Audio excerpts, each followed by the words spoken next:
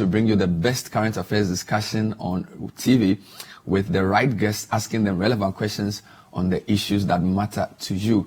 It's live and interactive with your comments welcome on our WhatsApp number on the screen. And of course, with the Facebook stream you'll be watching if you're on Facebook, there's a lot of discussion on our topic.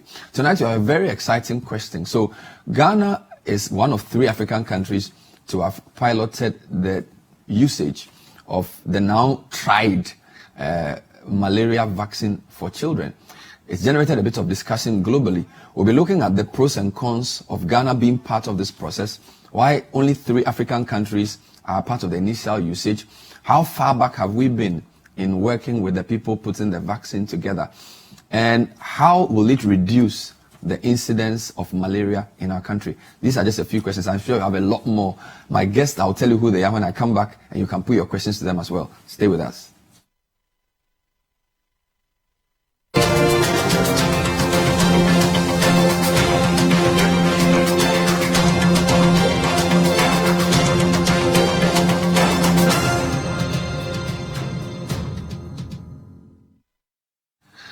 So welcome back to The Point of View. So tonight is a health discussion on the new malaria vaccine, and we're asking how safe is it? Is there any issue of concern? If you've been following social media in Ghana for the past few days, you would have noticed certain videos circulating of people warning Ghanaians not to take part or allow their children to take part in the trials for many, many reasons. So try and see if those points on social media are valid, and we'll try and see if we can get the right situation. My guest, Dr. Kezia Malm, she is the programs manager for the malaria control program. Doc, great to have you. Welcome to the show. Thank you for having me. I also have a gentleman in charge of an NGO that's not very happy that Ghana has agreed to be part of the trials. Evan Stewia is for the Coalition for Ghana's Independence Now. Sounds like Kwame Nkrumah all over again. So that's the name of your NGO, Ghana's Independence Now. Yes. So you're not independent yet.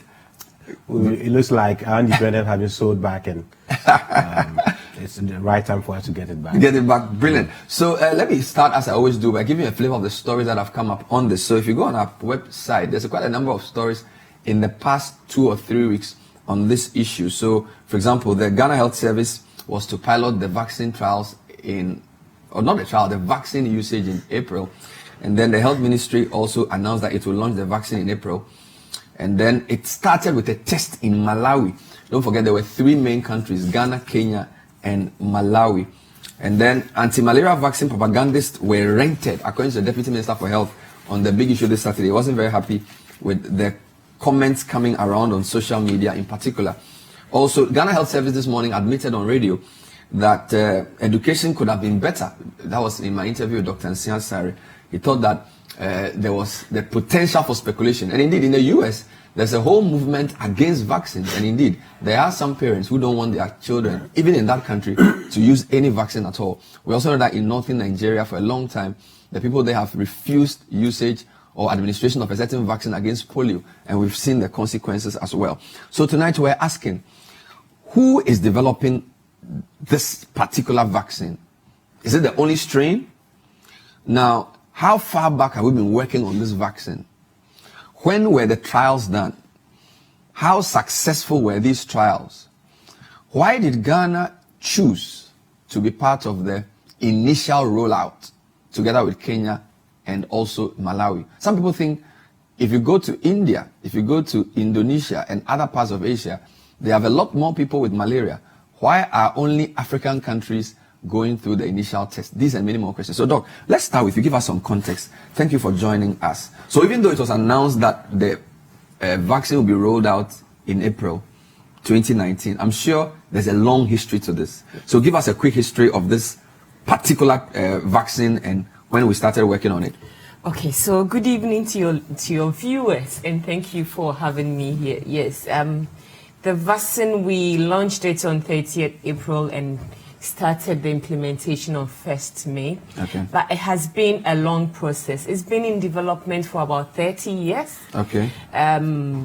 Usually when vaccines start, it takes a while, and it's been difficult for the malaria field because of the diversity of the parasites. But eventually we got a vaccine. There are a number of vaccines being tried, but this is the most advanced. This has been the most successful. So it was first tried Phase 1, after the animal studies, was tried in 20 US citizens, and that's phase 1 to check the safety of the vaccine. So that went through. Then it moved to phase 2, which was done in Mozambique, where around 2,000 children were tried. And the phase 2 trials is looking at efficacy and even more results on safety. Then it moved to the phase 3 trials, where it was tried in 11 sites in 7 African countries. Ghana was one. In Ghana, we tried it in Agogo and in Kintampo. So in Ghana, for instance, it was tried in about 3,000 children, and the results were quite good. It was found to be safe. And all these steps gave us data on safety, and it was found to be safe. It was found to reduce malaria 4 out of 10 in children. It reduced severe malaria, which can lead to death, 3 out of 10. It was also able to reduce anemia due to severe malaria, 6 out of 10. And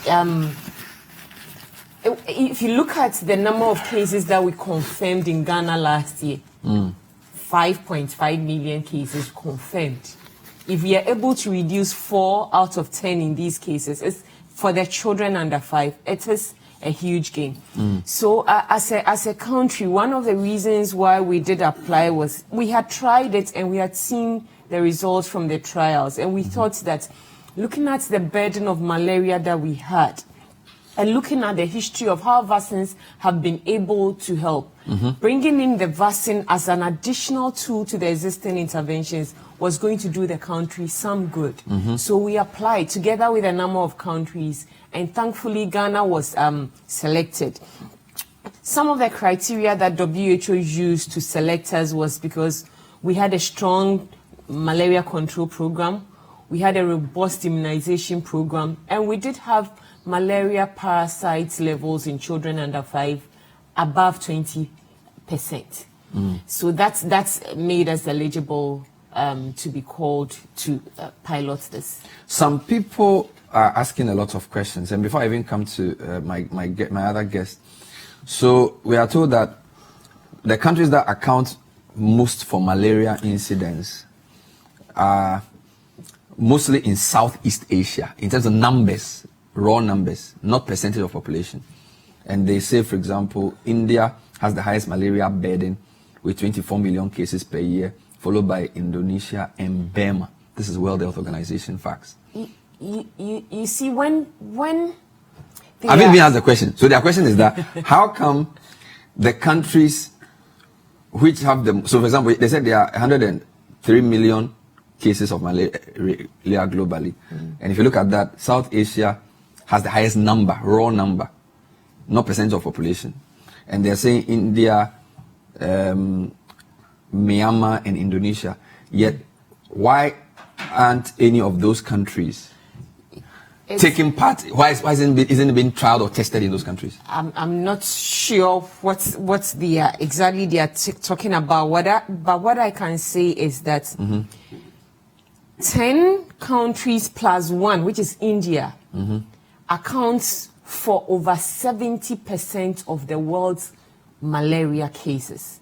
So I'm not sure about BEM. If you mention India, then I know that it's part of the 11 countries that account for the highest burden. Malaria, the epicenter of malaria is Africa. When you say burden, are you talking about percentage of the population that has it, or just the raw number of people who are affected by it? In terms of numbers, in terms of proportions. And you see, when you come to disease prevalence, what you need to do is to standardize the comparison by the population that you are looking at. So India generally has a big population, a very large one. So you can't take the it's very wrong to take the absolute numbers, because you may see a few more numbers here as compared to that, but the underlying population makes the difference. And it becomes more of a problem to a particular country than that of another country, because the underlying population is quite huge.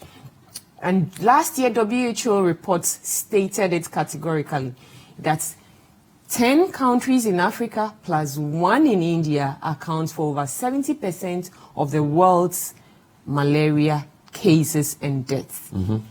90% of the world's malaria is in Africa. Okay. Africa is the epicenter of malaria. We have the greatest problem when it comes to malaria. I'm sure there would have been a lot of backlash if this was tried somewhere else where that is not where the problem is. And people would have asked, why are you doing it there when we have the problem? Why don't you help us solve the problem?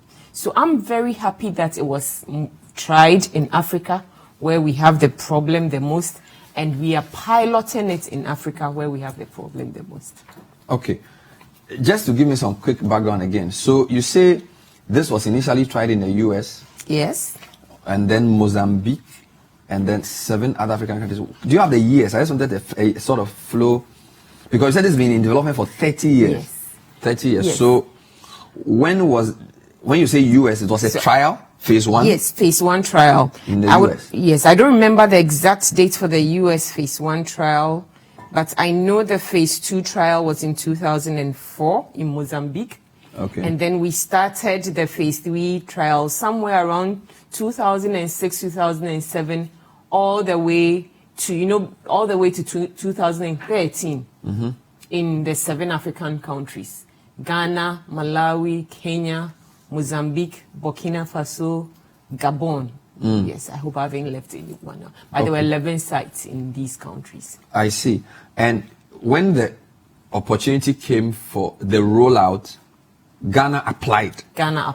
It was an open call where countries were asked to apply to pilot the vaccine introduction. And just to throw a little light, generally, when it comes to vaccines, after trials, there's something where we call phase introduction or pilot introduction, because trials are done under strict clinical trial conditions.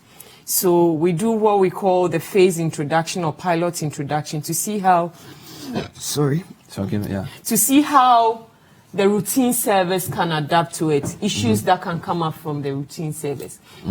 And for most of the other vaccines that we use, by the time they get to our country, they've been introduced in the other parts of the world, because these diseases do exist today. But malaria exists mainly in Africa. That's how come it's something new to us, but it's not really new when it comes to the way vaccines are introduced. All right. So thank you for the background. I appreciate it. I'm trying to get a timeline of what you described that I'll put up to explain to people how far we've come with this. But Mr. Evans, Tyria, thank you for joining us. Thank you you. issued a statement a couple of days ago. Yeah. And the statement was essentially asking Ghanaians not to avail themselves to use the malaria, or for their wards to be for the vaccinated. Why are you against this? Thank you, and good evening to viewers across the world. This campaign, from our point of view, did not start in 2019. Okay. We started this campaign in 2015 when government wanted to try the Ebola vaccine in Ghana. Yes. And we raised 2 concerns. One, and my mom, Doc, alluded to one of our concerns, that there wasn't any Ebola patient in Ghana. Therefore, if you want to test Ebola vaccine, it will be difficult to see how potent or the efficacy of the vaccine. That is 1. 2, when we check our only Public Health Act, which is Public Health Act 2012, we saw that Ghana government is so irresponsible, and it's painful that the laws of the land says that you can avail yourself for any form of vaccination or immunization, but when you get injured, the state, the authority, the vaccine company is immune and indemnified from prosecution. So you are saying which law? You are quoting the Public Health Act 2012. 2012. So let me give you the section. Yes. Section 159 and section 172. Okay. And what do they say? I can read here. I can read it here. Yes, I'm just trying to. So you're saying that the Public Health Act 2012 sections 159 and 172. Yeah. If you can paraphrase, don't even need to read. Okay, so in one of the sessions, it says that before the authorities go out to immunize or do vaccinations, they should let the people sign a form which will indemnify the authority which is carrying out the exercise should there be an adverse effect of the vaccination right there when it is going on, or some days after, or some long time when a person realized that he or she got this adverse effect through the vaccination. The authority is immune and indemnified from prosecution. And with our research, we realize that in other countries, when the state is not taking the fund that used to compensate people when they get vaccine injuries, the state in its own wisdom makes sure that the companies and all the pharmaceutical companies and importers of drugs into the company contribute into a fund that is used to compensate people who get injury out of vaccination. Because if vaccines are so safe, 100% holy, it doesn't harm anyone. You understand? So your point is that vaccines, our government has not, it makes people sign something to indemnify the company administering and the country itself. That's number one. You understand? And that in other countries they contribute in other into countries, a fund. So in short, in other countries there are vaccine injury compensation programs running. Vaccine injury compensation programs. You understand? So I just gave you an example. So I'm thinking, I'm putting my shoes in the shoes of Ghana. That maybe Ghana is saying that, oh, we don't have money to compensate our vaccine injury victims. So Norway is an example of that country. When we are done, I'll give you a document. Norway is one of that company. Norway has set up, the government has set up the vaccine injury board, but the fund is contributed by the pharmaceutical companies. And I think this makes sense. You understand? Is this fund administered during trial or rollout? Because we need to distinguish a trial and a rollout. The fund is only touched when somebody has got injured through vaccination. And as I'm sitting here, I'm a vaccine injury victim. But that was in the 80s, polio vaccination. Wow.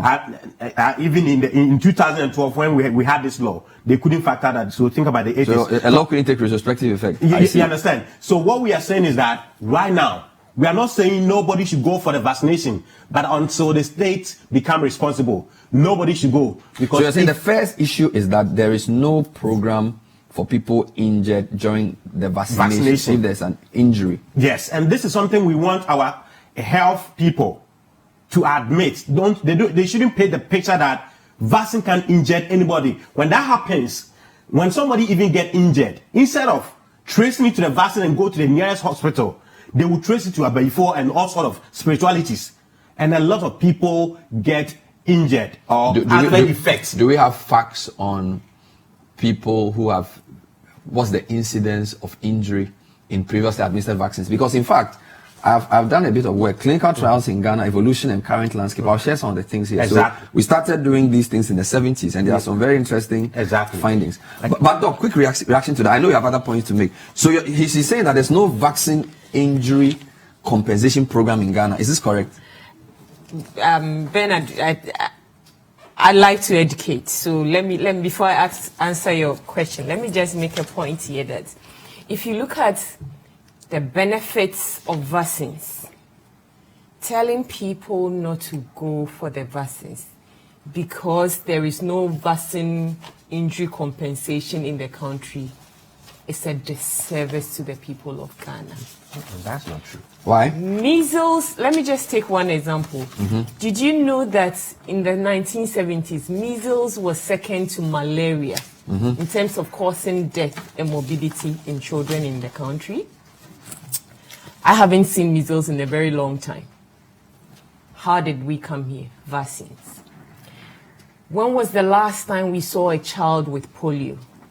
We don't see polio anymore because of vaccines. And just to correct, I don't know how, I do sympathize with Mr. Terry. I think I've met him on another program and I said, I do sympathize with you. I mean, in terms of the challenge that he has.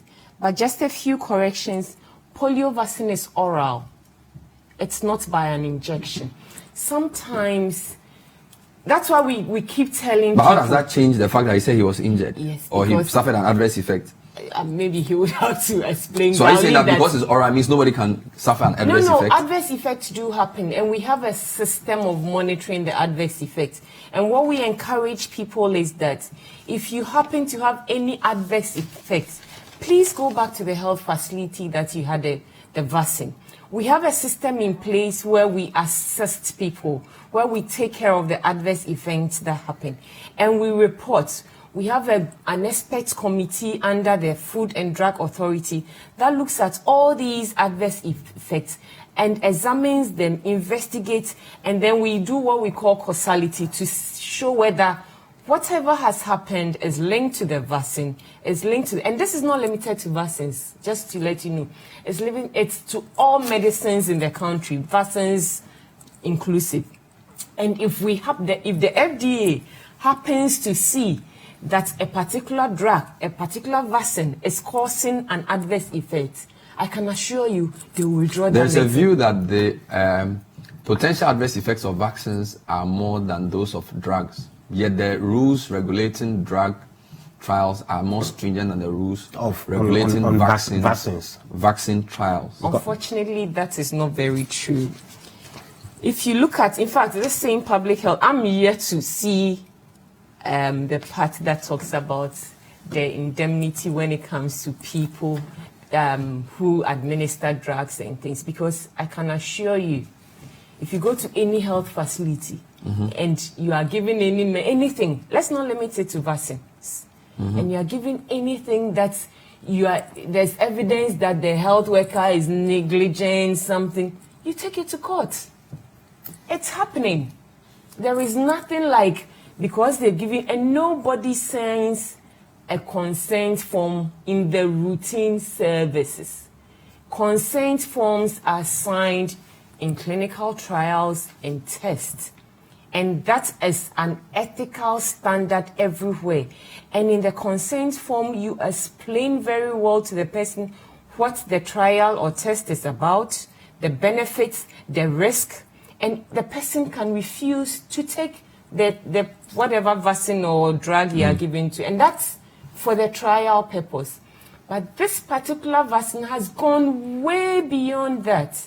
We are using it in the routine health do you service. admit to the question he put out that we do not have... We don't have a vaccine injury compensation. But there are other countries that have it. Are you saying, as a public health officer, that you don't know that other countries have this? Some countries have it. I can't cite a country. But in the whole world, there's no country that has it. I haven't researched so, that. Bernard, let me provide some of the countries. Yes. Yes. England, Norway, China, United States of America, France, Sweden, Finland, and about 19 countries that I know of. Mostly developed. Yes. Mostly developed countries. But the issue now is, why do people call for vaccine injury compensation programs? Because it helped to maintain trust in public health administration. You understand? Because my mom here has good intention. From, as she said, I've met her on other platforms, and from the way she speaks, she has good intention. There's no way she would sit somewhere and try to harm any child in Ghana. She wouldn't do that. But Bernard, if you research about the Tuskegee experiment in the USA, which caused the former president of the US, Bill Clinton, to render apology from the White House to the black community in the US, where scientists used blacks in Alabama for 42 good years, injected them with syphilis, just to see how syphilis will behave in human beings untreated. For 46 good years, it took an investigative journalist who went underground to realize that the people in Alabama have been used as guinea pigs to test how syphilis behave untreated. And the president of the United States of America in 1997 realized that if he doesn't come out to apologize to the black community, it will be difficult for them to trust anything that's coming from the public health sector. Right. And he did that. And even after that, many of black people, if you ask them, they said after what happened in Tuskegee, they will not. They don't trust themselves. You understand? So Bernard, let me educate people here. if we have vaccine compensation programs in place, do you know what will happen? One, any company that will think that, oh, this country is porous, as we are talking now, Ghana is porous. This country is porous, so I can tell that I'm bringing a malaria vaccine, but at the back of the backside of their knowledge, I'm testing another thing. Or I'm think saying, I need to if you're saying Ghana is porous, Ghana is porous because if somebody wants to do what they did in Taxi G, they can simply do it here because. But I'm coming on. There are different rankings for the quality of health care provision in various African countries. So if you say Ghana is porous, is it on just anecdotal evidence, or is there any ranking of porosity or laxity in health administration? The laxity here is that once there's no anything that will make a vaccine company or any drug company think that if I take this thing there, the people are now educated. Whenever they take vaccine, they will take good care of themselves. They will be monitor themselves, and if they see any reaction, they will either link it to the vaccine or the drug and go to the nearest hospital. So you're saying there's not enough information? All right, guess what? I'm trying to. There's something important here that I want to. No, I'll give you a chance. Let me finish. I want to finish something here. Yeah. Because when that is done, the company will realize that if I deliberately or indeliberately send either contaminated drug into that country and somebody get there's FDA, there's standard board and all of that. Evans, hold on. You are using a lot of if. You have not provided evidence, or you haven't given, you are saying something happened in 1972 in the US. I do not doubt that. Now, to impute the sins of 72 onto 2019 is one issue. Number two, you are talking about what could happen. You are not telling us facts. You are saying that if a company decides on the basis of our porosity to do this, but we don't know if they've done that. You get me? So what you're saying is you are being. No, I'm just trying to. So let me give you an example. Okay, I'll take a break. So we all relax. We take a short break. This is the point of view. We are trying to understand what is happening with the rolling out of the first major anti-malaria vaccine. And my guest in the studio, Evans Teria from the Coalition for Ghana's Independence Now, one of the NGOs who are saying they are against the rollout of the vaccine without a compensation program for those who may be adversely affected. I also have Dr. Kezia Mam, who's in charge of the malaria control program. Please send us your comments and your views on this issue as well. Stay with us.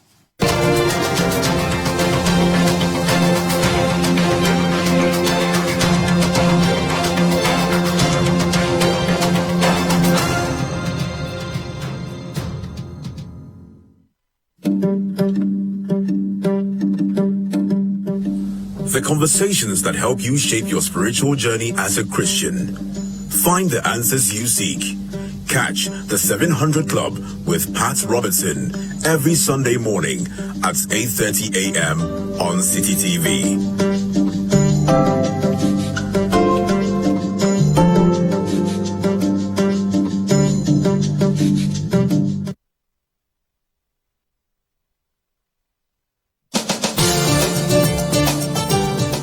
Policy makers, the top personalities, the people at the center of the news. They speak on Face to Face, one of a kind access into the lives and the stories of our time.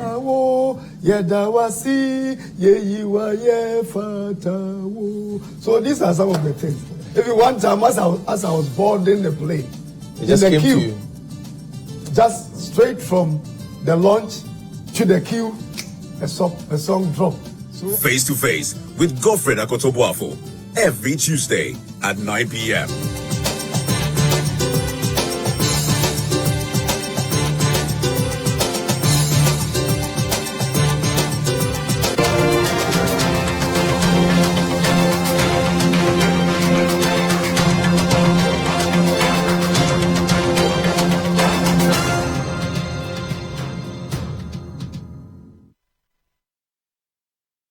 Welcome back to The Point of View. Tonight we're trying to understand the historicity of the rollout of the RTSS, which is the new vaccine that GSK, GlaxoSmithKline, is implementing in 3 countries, Malawi, Kenya, and Ghana. And my guests are Dr. Kezia Mam, who is the lady in charge of a malaria program, and Evans Tewia from the Coalition for Ghana's Independence. Now, let me read a few of your quick comments. Good evening, Bernard, and to your panel and the entire point of view. For me, it's a waste of resources to initiate the malaria vaccine.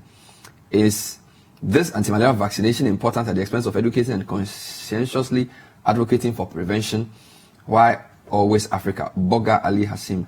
Bernard, ask for me, if after the trials there's an anomaly, what is the remedy to these children, and how have they dealt with such issues in the past with respect to damages? Alexander Tinkran from Medina. I think without clinical trials and piloting of vaccines, we wouldn't have a certified, efficient, and effective vaccine to treat diseases like polio and others. From Stephen in Kintampo. If Africa is the hub of malaria, why don't we focus on the root cause, but rather giving room for it to increasingly spread, then come out with a vaccine under the guise of intervention? There are a lot more comments. Bernard, in Agogo, there was no indemnity form or compensation for people used as trial under the GHS. Dr. Mam knows that all persons used for the vaccination who have severe adverts were not compensated, but rather treated like normal patients. This is Dikadi from Spintex. There's a lot more. Let me see if I can get some of them through before we continue with the. Yeah. Apia says, Bernard, I think people are becoming alarmist on this vaccine trial, and it appears we have lost sight of the trajectory of drugs from the design till it gets to the shelves. Every drug has to go through trials. Today we are having antidotes against diseases which in the past century killed millions of people before vaccines got invented. Do we know the cost of malaria to the health of the economy? Certainly, the naysayers are saying we do not need Ghana to be used as a trial nation. Then by extension, we should also not expect the manufacturers of the drugs to sell them to Ghanaians when the drugs become successful after the trials. This is Apia. So send your thoughts to us on the WhatsApp number on the screen. Doc, let me come back to you on a quick question.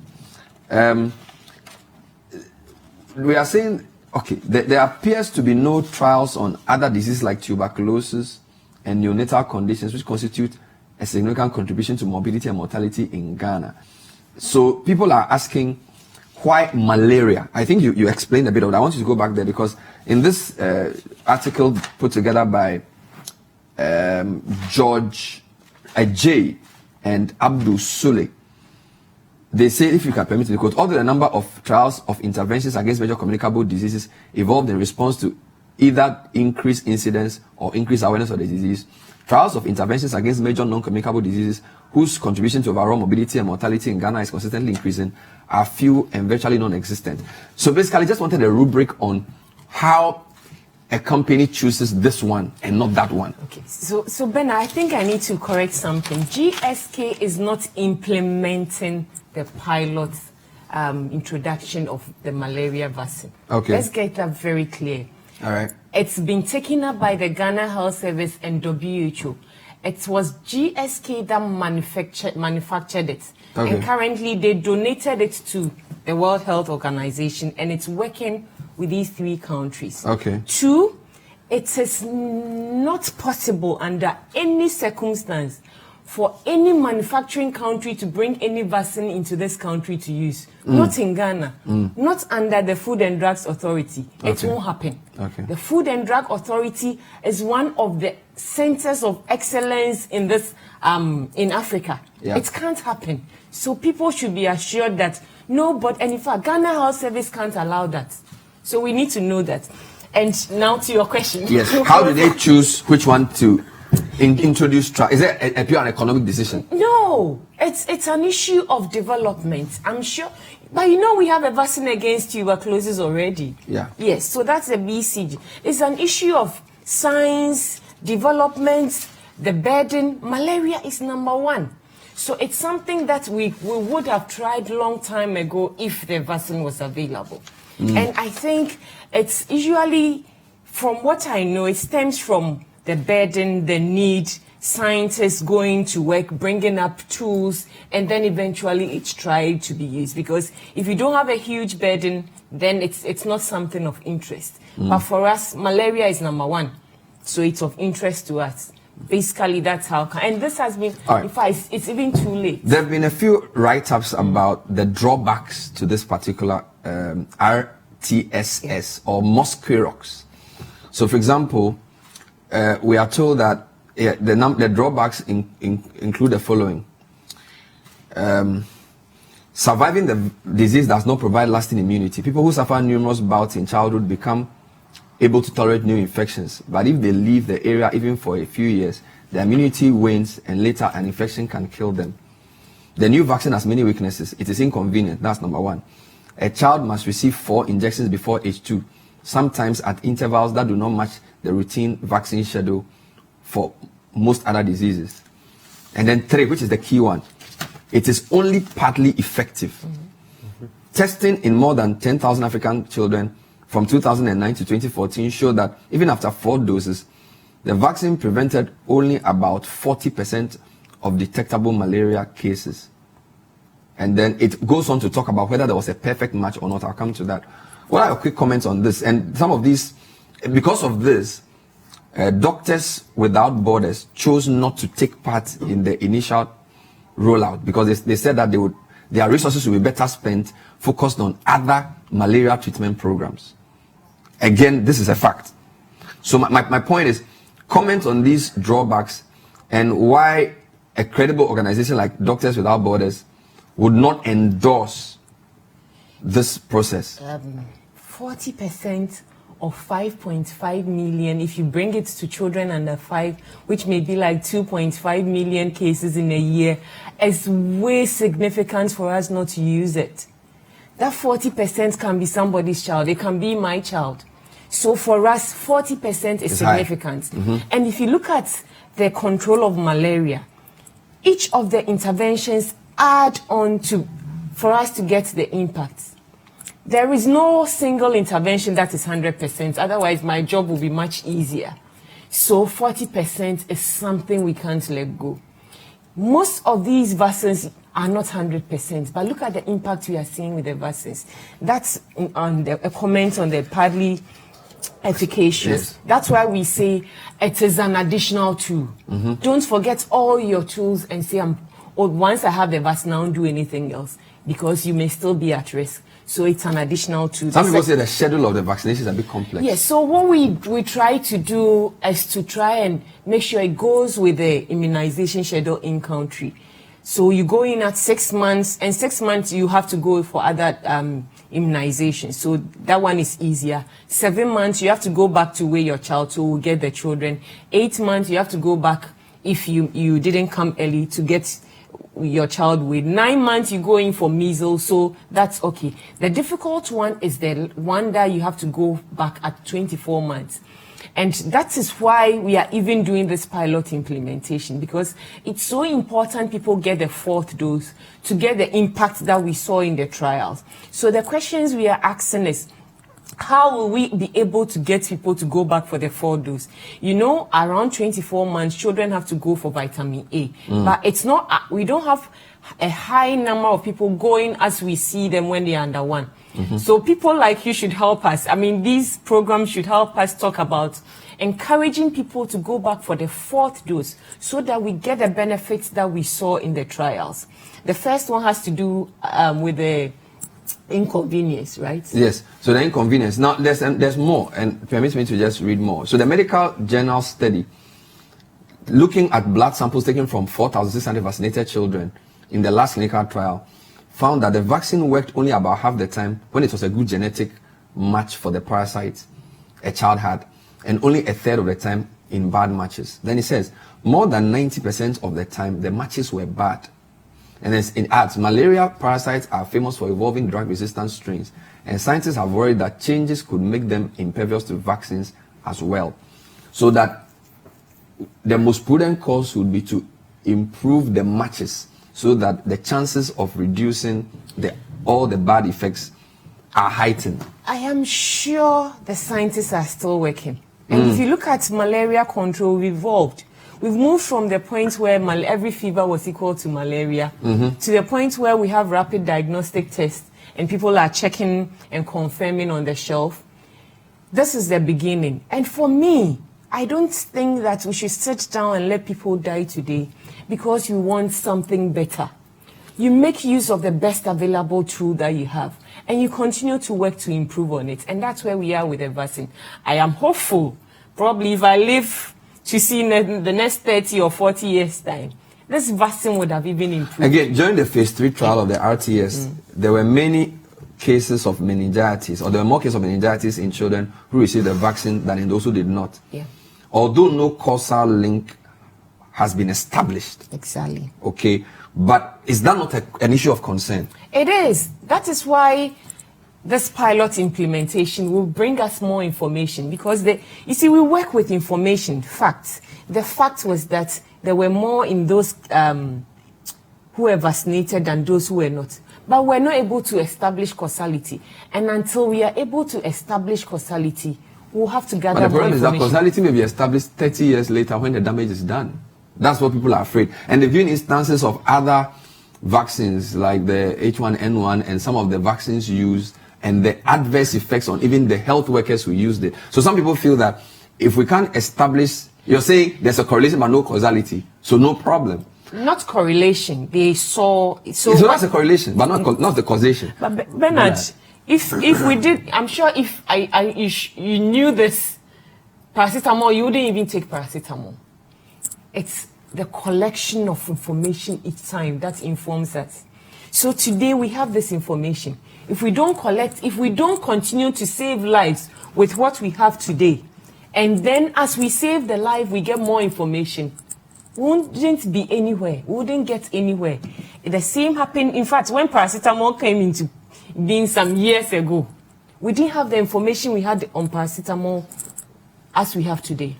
That is why we do what we call post-marketing surveillance. Once drugs, vaccines. One thing you have to know is that we, in terms of looking and ensuring the safety of vaccines and drugs, there are standard protocols for both drugs, for vaccines, and there is no way as a country, as Ghana Health Service, we are going to sit down and bring in things that we think will harm people. Evans, what are your other concerns? In your statement, you raised quite a number of issues. So you and you are not allowing me to talk. Yes, I'll come back to you. No worry, I know what I'm doing. Let's come back to you. What other concerns do you have? So first, I want to put out some questions. Then I need some answer. I'm saying that if vaccine injuries are not issues that we should look at, like I said, we should put vaccine injury under the carpet and look at so-called saving life. Because I think vaccine injury programs are also going to help improve saving life. If it's not important, I'm not sure our framers of the law will indemnify it.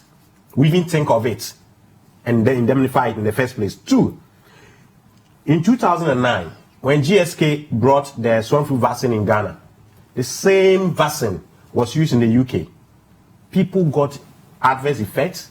Some people went to court and they got compensated. 2 people among the many, but 2 people who went to court and won. They got compensated with $63 million in the UK. Okay. And I can give you the lawyer who stood in for these people. In 2009, the same vaccine was used in Ghana. We heard of people who were fainting and all of that. But because in Ghana that perception has been created that vaccines are that cool, pure, it has no effect. When people even got it, they didn't even think of seeking any redress. That was 2009. We didn't even have the current Public Health Act. The current one was passed in 2012. And it is in it that they are saying that anybody who goes through trials and get adverse effects during or after has no redress. You understand? And what we are saying is that you can say that, oh, when 10 people are vaccinated or immunized, only one can have adverse effects.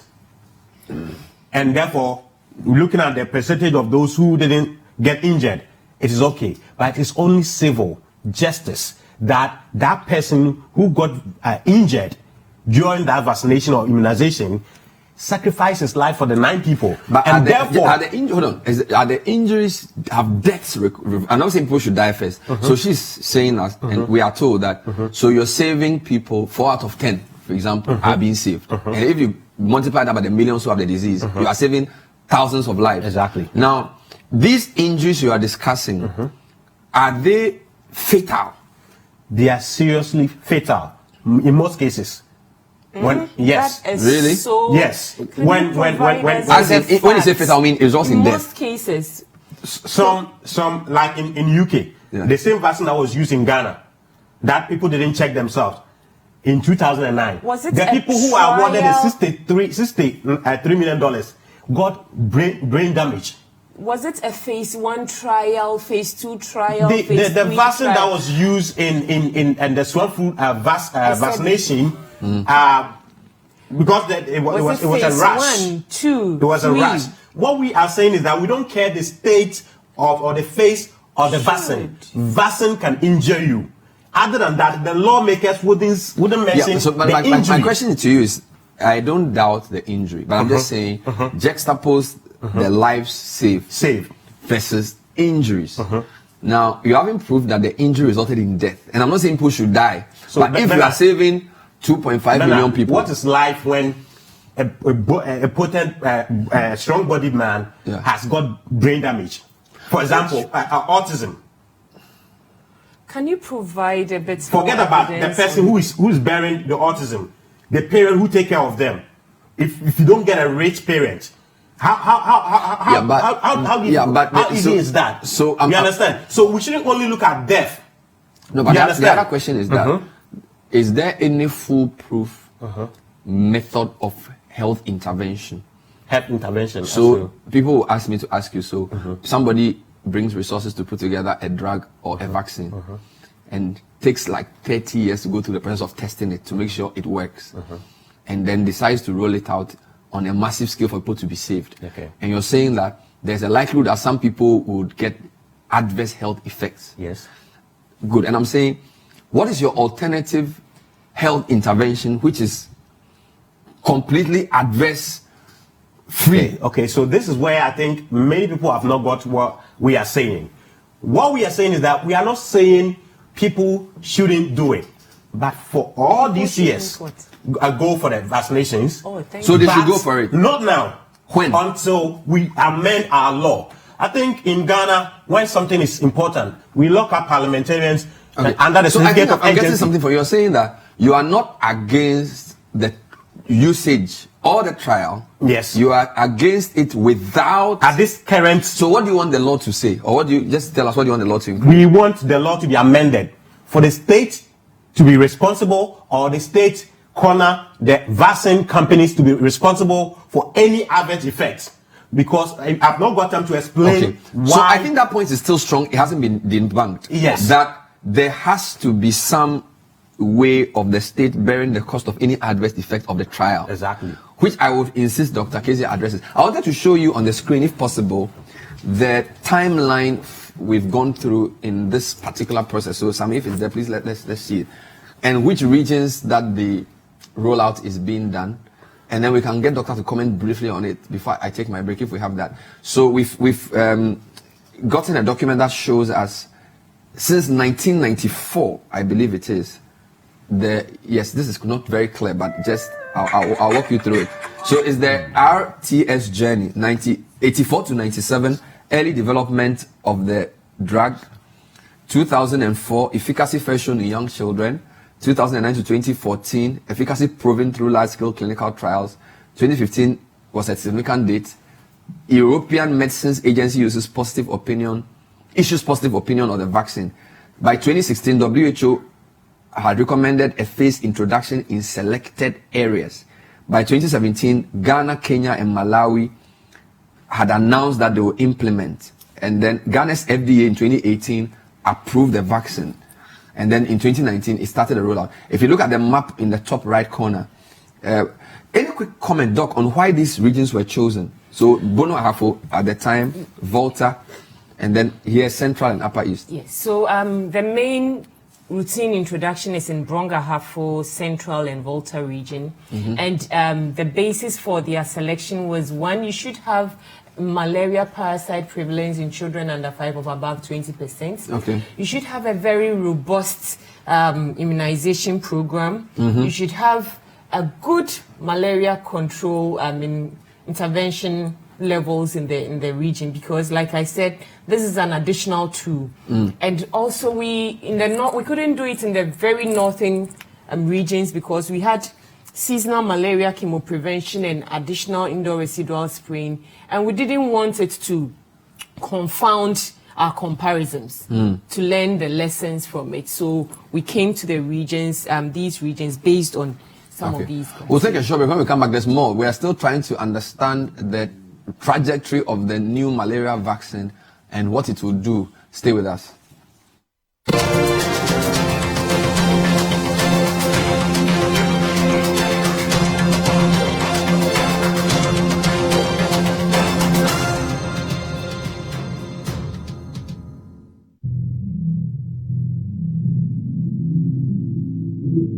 Let's take you on a journey of discovery, the incredible sights, artifacts, music, and adventure. It is what makes life worth living. Our history, the arts, and soul. Art and Soul with Melissa Awad. Saturdays at 8:30 a.m. Only on City TV. Art and soul, art, soul, art and soul, art, yeah, soul. Art and soul, art, soul, art and soul. This is the voice of inspiration. It's inspiration. The voice of inspiration. It's the word. Let it speak, let these words. The teachings. When is your time? When is your season? When is your turn? No amount of lies, no amount of liars, political liars, financial liars, family liars, hatred or spiritual liars, no amount of it can stop you. Tune in to Voice of Inspiration with Archbishop Nicholas Duncan Williams every Sunday at 6:30 p.m. on City TV.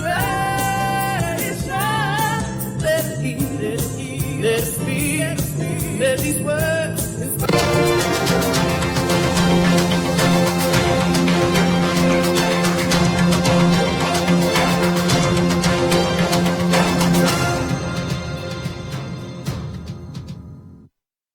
Welcome back. This is still the point of view. We are discussing the safety of the rollout of the new malaria vaccine. Ghana, Malawi, Kenya, 3 African countries piloting this process, which we understand has taken 30 years. And this is a Ghana Health Service rollout. My guest, Dr. Kezia Malm, who is in charge of Ghana's malaria control program. Evans Teria is from a CSO, who are saying until there's a compensation for injury, we should not accept the vaccine. Let me read more comments, this time on Facebook. Kwekwa Jekum says, vaccines do not get rid of mosquitoes, cleanliness does. The solution requires cleanliness, not vaccines. David Bo says, let's talk about the cause of malaria in the first place. Pilot a prevention program. Nibote says, Africans are always accepting everything from the West, knowing very well that we don't have the technology to test them for side effects. When did Africa's problem become the world's problem? Ishmael Hoke. So that was skepticism out there. Ghana is porous because even our scientists here can't do their independent research on what's coming. They just accept everything. Another one said, Bernard, at least the guinea pigs deserve prior information on the pilot vaccine to make informed choices to take or not to take. Though there's a very strong view that we did not do a proper communication and public education on this rollout. Indeed, some people have shown me a document that was put together but never implemented. So some of the comments are saying, number one, we don't have independent research. Yes, this was initially started by a private company. Yes, our FDA checked and said they agreed, but people feel that we are not really in control in terms of, we didn't initiate the process and we are essentially accepting what larger global organizations say to us. That's number one. Number two, we haven't spent enough time educating and informing people about this. And even me in the media, I'm not sure how many programs they've organized for us to be told about this. And is it that I'm mistaken, or because of all the speculation out there, you decided to be quiet on this? Okay, so let me start with the issue about the researchers being independent. Please, we do have very knowledgeable researchers in the country who are independent, who had tried this. And you see, in clinical trials, we have something we call data safety monitoring boards, who have access to the data as the researcher is doing it, or with the researcher not even knowing the results. So if things are going in the wrong direction, the trials are stopped. And that was what was done with the trials. We have moved on. So we have African researchers, not European researchers, for somebody to think that this is being why diseases that affect. Are you talking in this specific case? Yes, in this. It was tried in Kintampo and Agogo by Ghanaian researchers who have done work in so many other... developing. They didn't develop it. They just tried somebody's medicine. They didn't develop it themselves. Yes, that's true. And it's public education, even media education. We did a lot, but now probably we could have done better. I don't take that. We did quite a lot. But if you go to the regions, did you have a communication program? We did. Really? What did that involve? And it involved training journalists. I thought you were trained. No, the first time I'm not. Maybe I'm not that important, but I'm sure other journalists were. I thought you were trained when we were doing the trials. Trained. Yes. It was like a half-day program. Yes. So for this big program. That's what we did for a number of journalists, and we thought that the journalists have understood. So we could have done better, like you're saying. I see. The regions where we are actually having these pilot implementation are very well educated. So if I go to OT region now, if you go to the and I meet a random mother and I ask her about, you could try it, and then they would say they are aware of this. It will help me to. So know you did local language engagement in communities. Yes, that is where our focus has been, the local level engagement of communities, more so because it's not nationwide. So local level engagement. But you see, we did expect some of these non-vaccination groups, and it's not just in Ghana, it's everywhere. If you go to US right now, they are having measles outbreak because people were told not to. You talked about mothers who were skeptical. So I get worried when people come up and say don't go. The consequence of not vaccinating your child, please, I'll tell the mothers in the world, it's dire. Vaccines save lives. It saved us from measles, polio. We now have a chance with malaria. Some people fear that one unintended consequence of the vaccine for malaria, with all its good intentions, could be now that you vaccinate the children, people will relax. The mothers will relax in doing the other things, the mosquito-treated nets, all the things you need to do to prevent malaria, which have also been proven to be effective. Though relax. That's why we are still talking. In fact, I want to tell them that don't stop the other ones. And somebody mentioned tackling the vector. We are not giving up on that. If we clear the breeding sites to make sure that we have less and less mosquitoes which can transmit malaria coming up, it will reduce the malaria burden.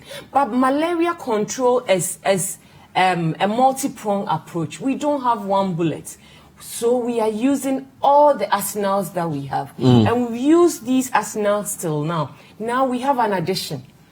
It's all in an attempt to reduce this disease that is causing us a lot Evans, of I'll give you the final word. You've said already that you want a program. Have you been to Parliament already? What is your CSO's agenda, except the radio? Yeah, we try to issue some document to the Parliamentary Select Committee on Health to see if they will heed to our call for us to change. Because, and actually, we've been successful in 2015 to stop the Ebola vaccine trial. We thought the state was serious and we're going to take up from there. But we've been here this evening on TV tells us that the state doesn't care. So they haven't acted yet. Yeah. So you have a lot more work to do. Yeah, so even right after this, it's not only about the malaria vaccine, but we're going to start extensive campaign to people to always monitor themselves right after taking any form of vaccination. And you report. You understand? Which is very good. That is which one. Is good. That is one. Then our main concern, nobody should go until there's a law amendment in place. I can't endorse that. Because Bernard, I'm giving City News and City TV an assignment. Start going to homes and interview people. Okay. Who will tell you they are sitting in wheelchairs and other stuff because of immunization. Thank you very much. Evans, we have run out of time. My guests have been Evans Teria from the Coalition for Ghana's Independence Now, Dr. Kezia Mam from the Malaria Control Program. Let me end with two final comments. There are lots of anti-malaria herbal medicines in Ghana, more effective than this vaccine. No need to reinvent the wheel with the questionable vaccine you are obeying. And then somebody says, vaccine is money. There's a race to find which company gets them first. GSK is the largest pharma company in the world. I smell a rat. We can't stop all your skepticism, but we will also track and monitor what happens. Thank you for being with us. My name is Bernard Avile. Stay with City TV. Goodbye.